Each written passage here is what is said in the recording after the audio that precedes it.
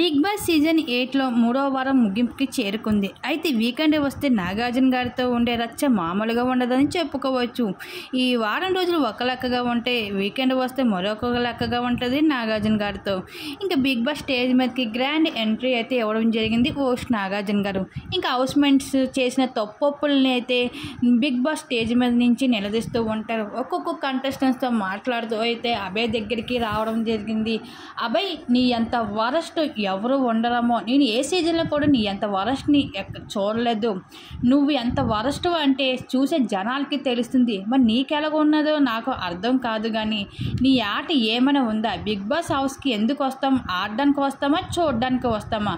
Egg టాస్క్లని అమ్మాయిలైనా సరే అంత గట్టి పోటీ ఇచ్చి మరి ఆడారు. నువ్వేం చేసావు? చూసి ఆనందిస్తున్నావా వాళ్ళు ఎలాగ ఆడుతున్నారో? ఎంత వరస్ట్గా బిహేవ్ చేసావంటే అంత వరస్ట్గా బిహేవ్ చేసావు.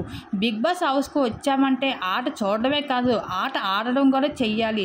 అలాగే అయితేనే ఇక్కడ ఉండే హక్కు ఉంటుంది. లేకపోతే నీకు ఇష్టం లేకపోతే Bigg Boss house gates open చేస్తాను, వెళ్ళిపోవచ్చు తక్షణమే, ఏమాత్రం కూడా సందేహించక అంటూ గట్టిగా అయితే ఇచ్చి పడేశారు వీకెండ్లో నాగార్జున గారు అబ్బాయికి.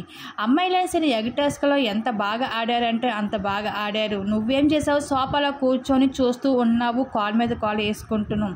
అస్సలు ఎంత వరస్ట్గా బిహేవ్ చేసావు. అసలు నీ ఆట ఏమాత్రం కూడా బాగోలేదు అంటూ వీకెండ్లో నాగార్జున గారు అయితే అభయ్కి గట్టిగా ఇచ్చి పడేశారు.